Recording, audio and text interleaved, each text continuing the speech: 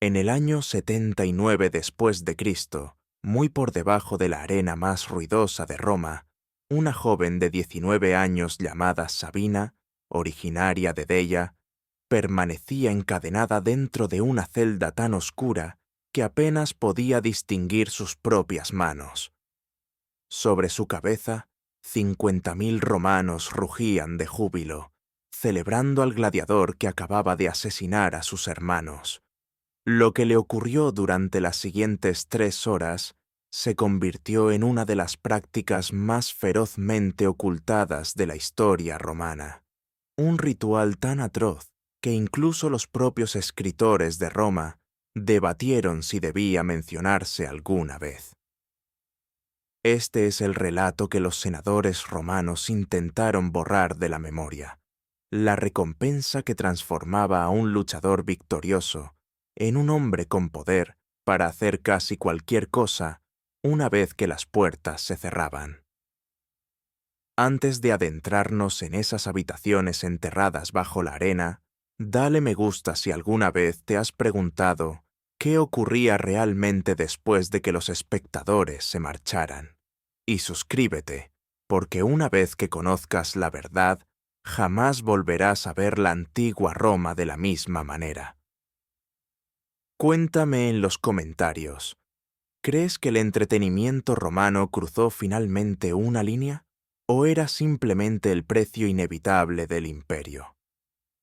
Lo que estás a punto de escuchar proviene directamente de las descripciones de Casio Dion, respaldadas por excavaciones realizadas en el año 2018 bajo el Coliseo y por registros senatoriales conservados en el archivo del Vaticano.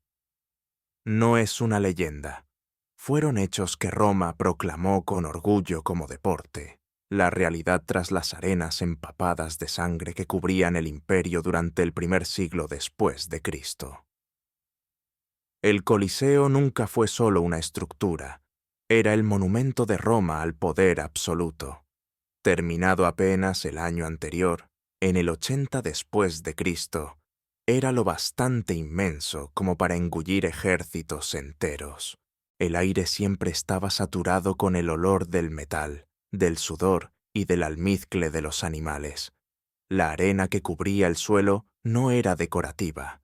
Existía para absorber lo que se derramaba de los cuerpos moribundos y de las bestias desatadas. Bajo esa superficie se extendía un laberinto de túneles y jaulas que contenían las mercancías más valiosas de Roma, los condenados, los capturados y los conquistados. Los juegos gladiatorios no eran simplemente entretenimiento, combinaban teatro político, ceremonia religiosa e intimidación social. Cuando el general Marco Antonio aplastó la rebelión de Deia en el año 78 después de Cristo, regresó no solo con tesoros, sino con 847 cautivos, entre ellos 124 mujeres nobles. Aquellas mujeres no eran campesinas, eran hijas de jefes, esposas de guerreros, sacerdotisas vinculadas al alma de su pueblo. Roma no se conformaba con vencer a una nación. Necesitaba destruir su orgullo de manera tan total que ninguna rebelión pudiera volver a levantarse. Y ahora, los triunfadores y los condenados finalmente se encontraban. Gayo Valerio Máximo, de 32 años, medía casi 1,80 m, una estatura enorme para los estándares romanos. Todo su cuerpo era un registro vivo de violencia. Cada cicatriz marcaba una batalla ganada, una vida terminada, una multitud satisfecha. Nacido esclavo tras la muerte de su padre en una prisión de deudores, había sobrevivido 14 años implacables en la arena. Oficialmente había matado a 89 hombres. Su único sueño era simple: ganar la espada de madera de la libertad, la rudis. Su mayor temor era morir sin nombre, arrastrado con garfios como tantos combatientes antes que él. Pero aquella tarde de agosto del año 79, había derrotado al campeón de Deia ante el propio emperador Tito. Su recompensa siguió las costumbres habituales: 500 denarios, una corona de laurel y el primer derecho de elección entre los captivi, las prisioneras. Sabina, con su oscuro cabello de las tierras altas y su piel pálida de Deia, permanecía en una celda con otras 17 mujeres. Antes de que Roma incendiara su aldea, había sido prometida a un guerrero llamado Disabilis, asesinado por los soldados romanos 3 meses atrás. Ahora esperaba en silencio, con su mundo reducido a cenizas y su futuro borrado. Lo único que deseaba era una muerte digna. Lo que más temía era convertirse en otro espectáculo para el mismo público que había celebrado la destrucción de su pueblo. Aquella mañana, un guardia le había informado que había sido seleccionada para el evento de la tarde. Aún no comprendía lo que significaba esa elección. Estaba a punto de descubrir que la idea romana de la clemencia podía resultar mucho más aterradora que su crueldad abierta. Aquello no trataba de una sola muchacha, ni de una sola batalla. Era una forma de guerra psicológica. Roma sabía que la conquista física no bastaba. La verdadera dominación implicaba destruir los símbolos de un pueblo, corromper sus tradiciones y demostrar que incluso sus figuras más protegidas, sus mujeres, pertenecían ahora a Roma. No era barbarie al azar, era una deshumanización planificada, un mensaje difundido a todas las provincias bajo dominio romano. Resistirse a Roma era inútil. Perder contra Roma era perderlo todo. Lo que sucedió después se volvería tan infame que el Senado se vería obligado a intervenir. Exactamente a las 3 de la tarde, cuando las sombras se alargaban sobre el suelo manchado de sangre, el Magister Ludorum descendió al hipogeo, el complejo subterráneo bajo el Coliseo. Los pasillos apestaban a piedra húmeda y miedo crudo. Se acercó a Gayo Valerio Máximo, llevando una tablilla de bronce con la lista de recompensas que le correspondían. Las manos de Gayo aún temblaban por la lucha, con la adrenalina ardiendo en sus venas. «El emperador honra tu victoria», anunció el funcionario. «Por tradición imperial, tienes derecho a los despojos de la conquista. Elige». Ninguno de los presentes comprendió que aquella simple decisión, repetida incontables veces antes, desataría una crisis que llegaría al Senado en cuestión de semanas. La tablilla enumeraba sus opciones: oro, vino, una noche en una cama real o victoria carnalis, el privilegio carnal otorgado al vencedor. Para un hombre que no poseía nada y podía morir cualquier día, aquel momento representaba una de las pocas veces que podía ejercer un poder real. La sociedad romana no solo permitía esa práctica, la glorificaba. Para Roma, los vencidos existían para servir al vencedor. Esa era la fría lógica del imperio, perfeccionada durante generaciones. Y ahora, la preparación comenzaba.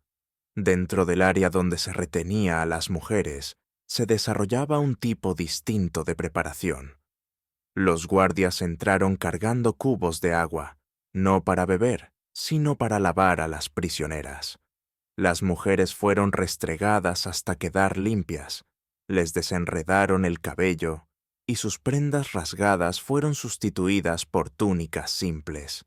Sabina observó cómo los asistentes se desplazaban de una cautiva a otra, examinándolas con atención y anotando observaciones en tablillas de cera. Una mujer mayor, una sacerdotisa llamada Zalmoxis, que había servido en el templo del sol de Deia, murmuró la verdad que todas temían. «Nos están preparando», susurró, «ya sea para el espectáculo o para lo que viene después». Las preparaciones concluyeron con rapidez, aunque en otra parte bajo la arena se organizaba algo mucho peor, algo que transformaría un acto rutinario de explotación en un escándalo que los historiadores debatirían durante siglos. Sobre ellas, 50.000 espectadores llenaban las gradas para presenciar el entretenimiento secundario de la tarde. Entre los combates principales de gladiadores, los funcionarios del anfiteatro organizaban lo que llamaban interludios, cacerías escenificadas, enfrentamientos coreografiados y lo que los escritores romanos describían con delicadeza como recreaciones mitológicas, que solían obligar a prisioneros condenados a revivir historias que siempre terminaban con muertes reales. Pero la exhibición de ese día tenía un propósito más directo, un homenaje teatral al dominio de Roma sobre la vergüenza bárbara, titulado La Arena Llama.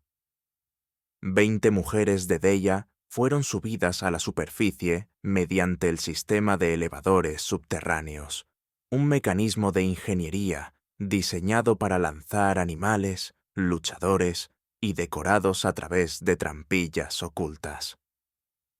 Sabina salió a la luz cegadora y fue golpeada por una pared de ruido.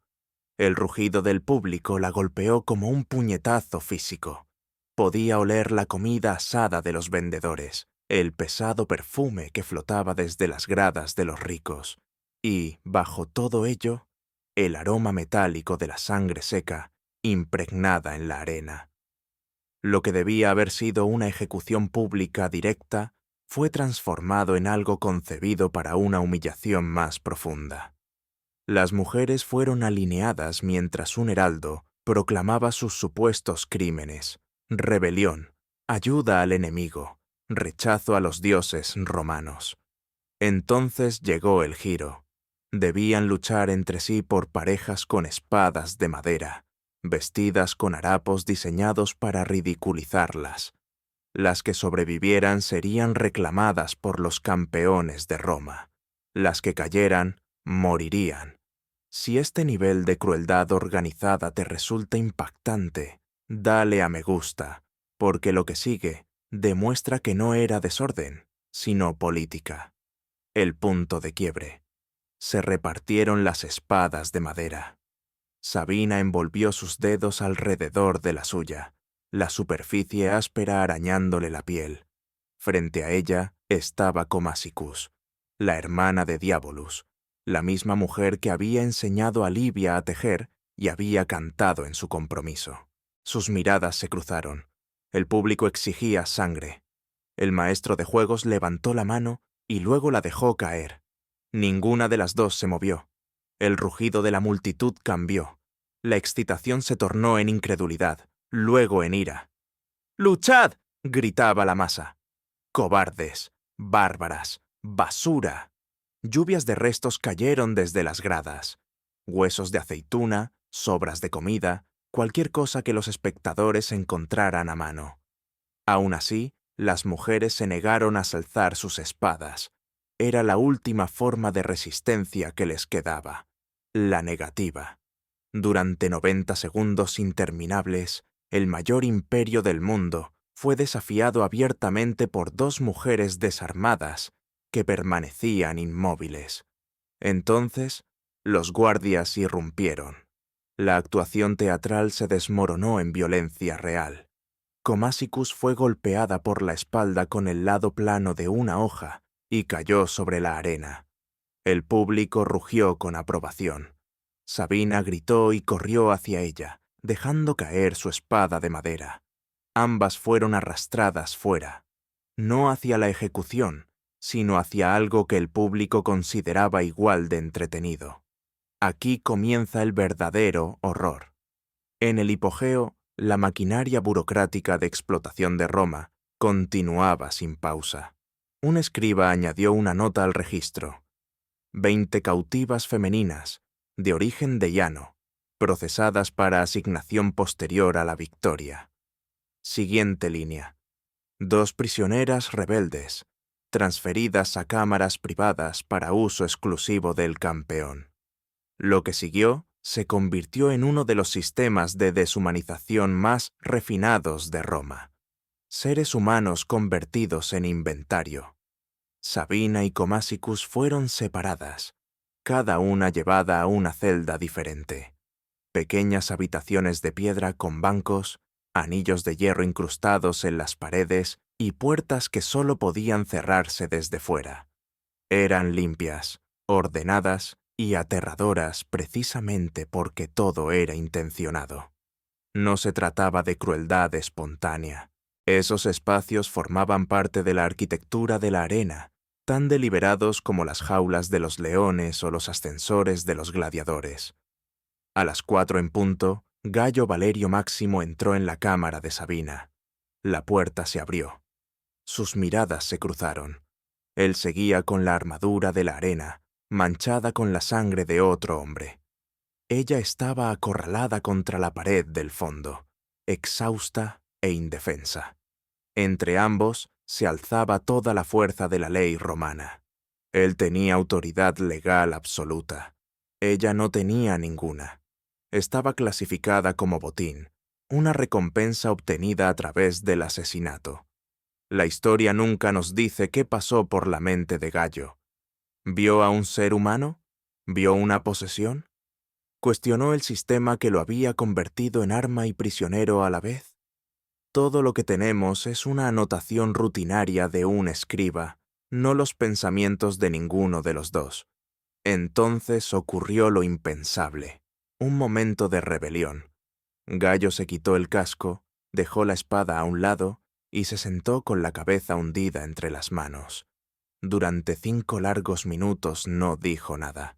Sabina permaneció inmóvil, esperando una violencia que nunca llegó.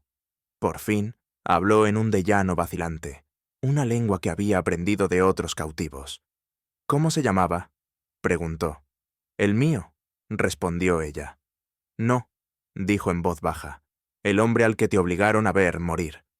«De Civilis». «No, el de hoy». Ella negó con la cabeza. Él exhaló lentamente. «Maté a un débilis hoy. Tal vez era de tu familia. Entre los tuyos ese nombre es común». Lo que siguió no fue la agresión que Roma esperaba, sino una conversación entre dos seres humanos. El imperio había intentado despojar a ambos de toda huella de humanidad.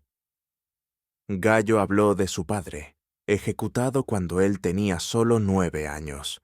Sabina le contó cómo los soldados habían incendiado su hogar hasta reducirlo a cenizas.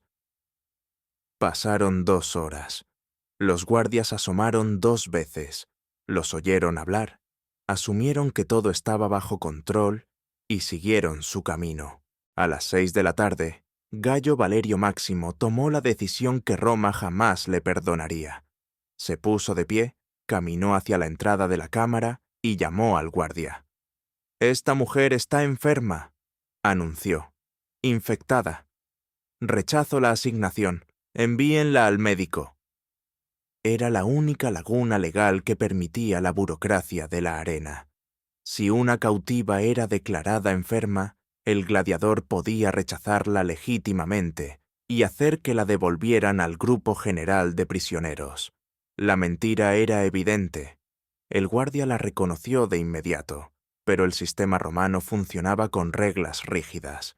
Cuestionar la declaración de un gladiador implicaba formularios, testigos y una investigación oficial. Aceptar el rechazo solo requería unos segundos.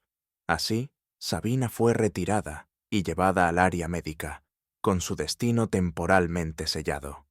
De todos modos, murió 3 días después, por una simple infección, el asesino más común en los cautiverios romanos. La enfermería estaba saturada, sucia e indiferente. La misericordia que la había librado de una pesadilla la condujo directamente a otra. Gayo nunca volvió a verla. Luchó 2 veces más aquel mes. Ganó ambas batallas y rechazó sus recompensas en las 2. El imperio se paralizó. Los rumores se propagaron por los barracones de gladiadores. Máximo se había ablandado. Máximo se había convertido a una extraña secta oriental que predicaba compasión. Máximo había sido maldecido por la hechicería de Deia, pero la verdad era mucho más simple. Había recordado lo que significaba ser humano, el punto de no retorno de Roma. El 15 de septiembre del año 79 después de Cristo, el senador Quinto Aurelio Sémico presentó una queja oficial ante el Senado. Su sobrino, un joven gladiador, había sido golpeado por su entrenador por negarse a aceptar la recompensa habitual tras su victoria. El sobrino afirmaba haberse inspirado en el ejemplo de Máximo. El entrenador sostenía que solo estaba aplicando la disciplina romana adecuada. Debió haber sido un asunto menor, sin importancia alguna, excepto por un detalle. Obligó a los hombres más poderosos de Roma a reconocer abiertamente una práctica que todos conocían, pero de la que nadie quería hablar. Los registros senatoriales, en las versiones suavizadas que sobrevivieron, mencionan un debate sobre la apropiación de ciertas costumbres relacionadas con las prisioneras de guerra. Esa expresión tan moderada ocultaba una pelea política de 4 horas acerca de si Roma finalmente había cruzado una frontera que ni siquiera sus senadores podían seguir ignorando. La facción conservadora, dirigida por el senador Fabio, apeló a la tradición. Nuestros antepasados conquistaban por completo. Cuerpo y espíritu. Eso forjó nuestra grandeza. El bloque reformista, influido por ideas estoicas, replicó: estamos creando mártires, estamos alimentando la rebelión. Los enemigos muertos desaparecen, pero los sobrevivientes traumatizados recuerdan. Y esos recuerdos encienden alzamientos durante generaciones. Pero el verdadero catalizador no fue la moralidad, sino la política. 3 gobernadores provinciales habían informado recientemente un aumento de rebeliones, cada uno citando el trato de Roma hacia las mujeres cautivas como herramienta de propaganda para los movimientos de resistencia. Aquellos informes advertían que Roma ya no estaba atemorizando a sus enemigos, los estaba radicalizando. El imperio se estaba dañando a sí mismo. La ley que conmocionó a Roma. El 1 de octubre del año 79, el Senado aprobó lo que los historiadores más tarde llamarían Lex Captivi, la ley de las mujeres cautivas. Sus disposiciones eran limitadas, pero sin precedentes. Las prisioneras de guerra ya no podían ser entregadas como recompensas públicas en la arena. Se prohibió la humillación pública de las mujeres conquistadas en espectáculos patrocinados por el Estado. La explotación privada continuó, pero su exhibición teatral fue vetada. La aplicación de la ley fue irregular. Muchos administradores de arenas la ignoraron o encontraron sus propios resquicios, pero el principio se mantuvo. Incluso Roma tenía límites públicos. Irónicamente, la ley no liberó a nadie, solo eliminó al público. 3 meses después, Gayo Valerio Máximo obtuvo finalmente su libertad, no por compasión, sino por ganar 5 combates consecutivos. Su último acto registrado como hombre libre fue comprar la libertad de una mujer de Deia, llamada Comasicus. Los archivos solo conservan su nombre. Los historiadores coinciden en que era la misma mujer que había estado junto a Sabina en la arena.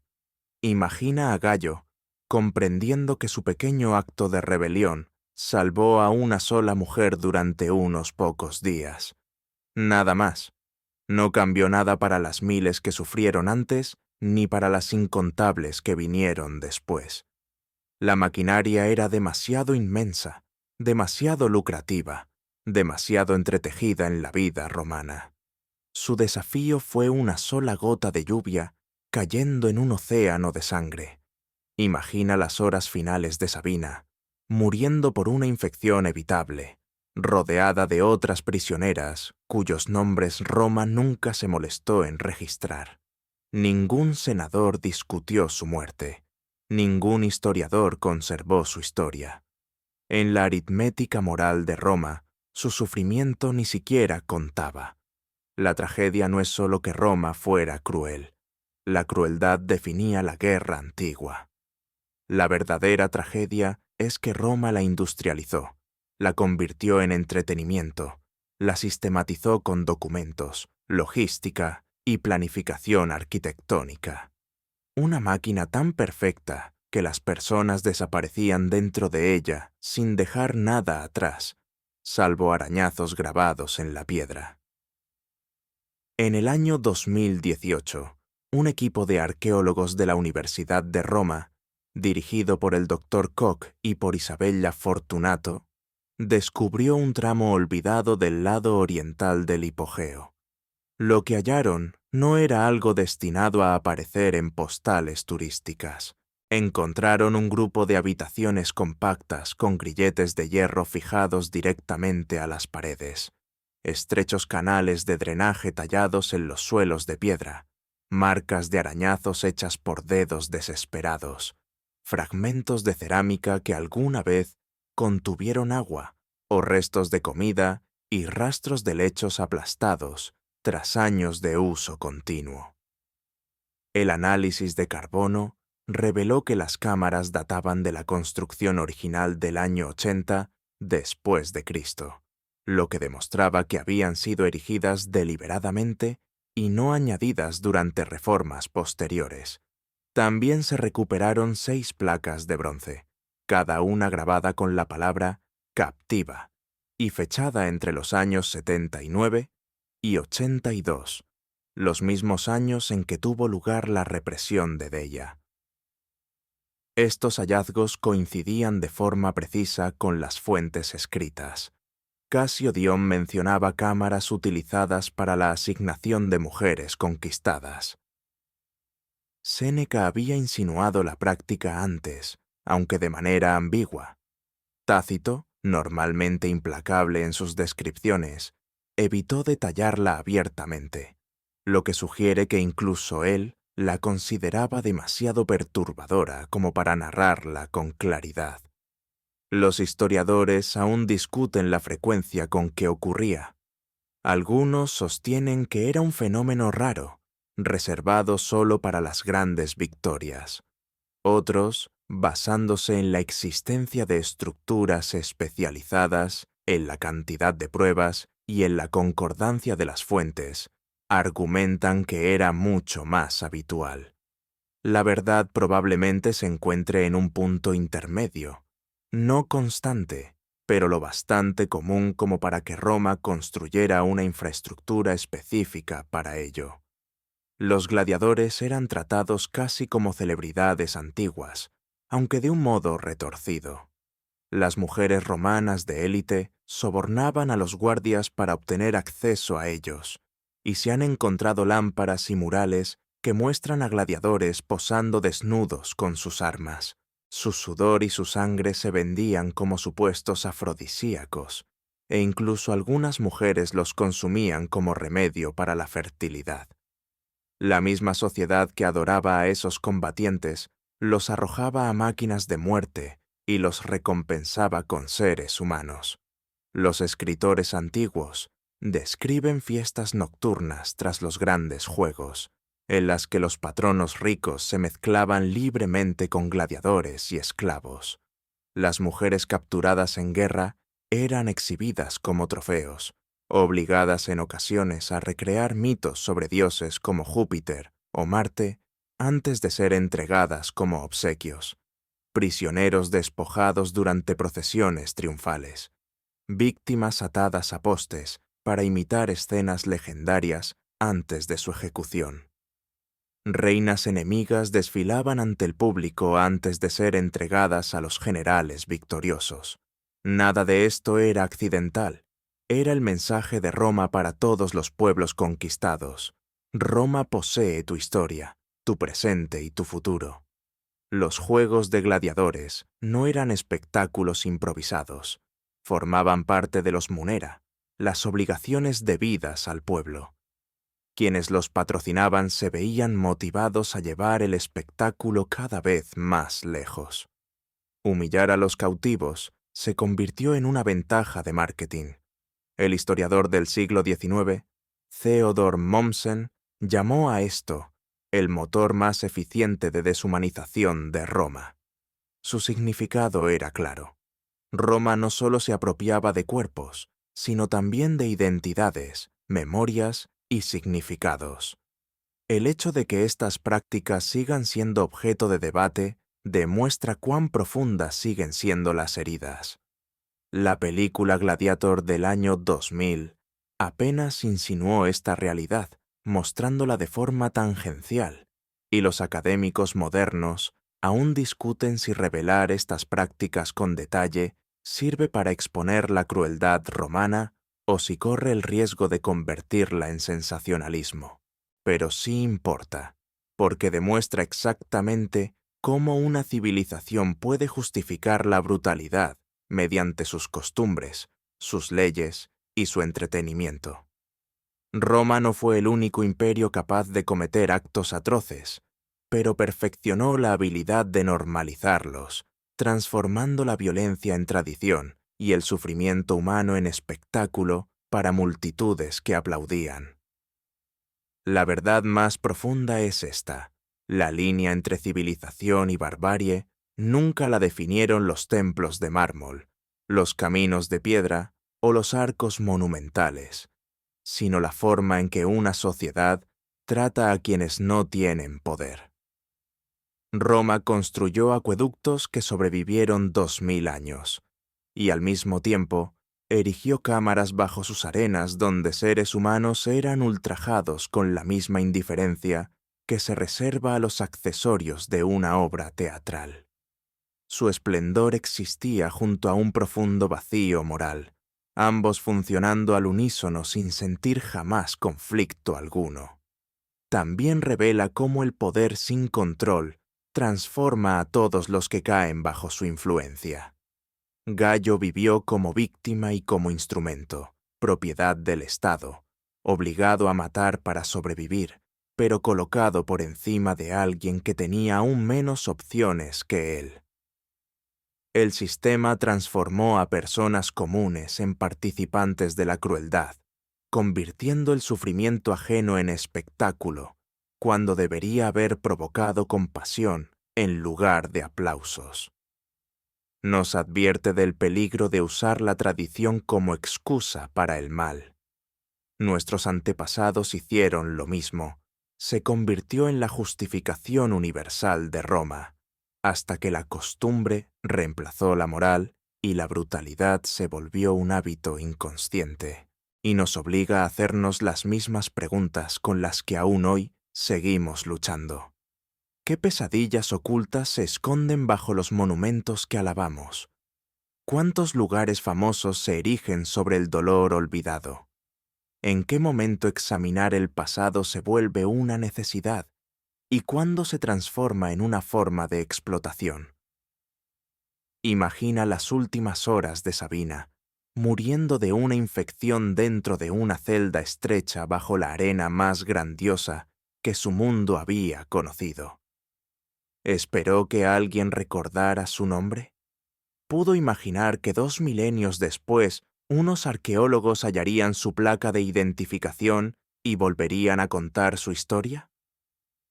Los capítulos más oscuros de la historia nos recuerdan que el progreso nunca es automático, que las sociedades pierden su fundamento moral mucho antes de que sus edificios se derrumben, y que cada era debe elegir entre la empatía y la eficiencia. Roma eligió el espectáculo, y su precio se midió en vidas borradas. Sin embargo, la lección persiste en las ruinas bajo el Coliseo. Al final, el triunfo de un gladiador se convirtió en licencia para la crueldad. Un premio rutinario derivó en una de las vergüenzas más deliberadamente ocultas de Roma. Cientos de cautivos de Deia desaparecieron en los registros administrativos, y una sola joven llamada Sabina sobrevivió unos pocos días más, solo porque un luchador tomó una decisión inesperada. Una elección que no cambió el sistema, pero demostró que la humanidad aún podía brillar fugazmente dentro de la maquinaria de dominación romana. Si este relato te dejó inquieto, suscríbete porque las verdades incómodas importan mucho más que las fantasías agradables. Comparte en los comentarios qué te impactó más, la precisión fría de la explotación o la capacidad de Roma para hacerla parecer normal.